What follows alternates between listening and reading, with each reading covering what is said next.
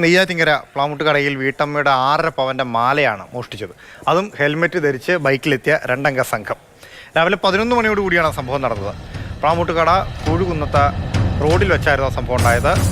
Driving സ്കൂളിലെ അധ്യാപികയുടെ മാലയാണ് ഇത്തരത്തിൽ മോഷണം പോയത്. ഡ്രൈവിംഗ് സ്കൂളിലേക്ക് പോയി വീട്ടിലേക്ക് മടങ്ങുന്ന വഴിയിലാണ് ഈ അക്രമം ഉണ്ടായത്.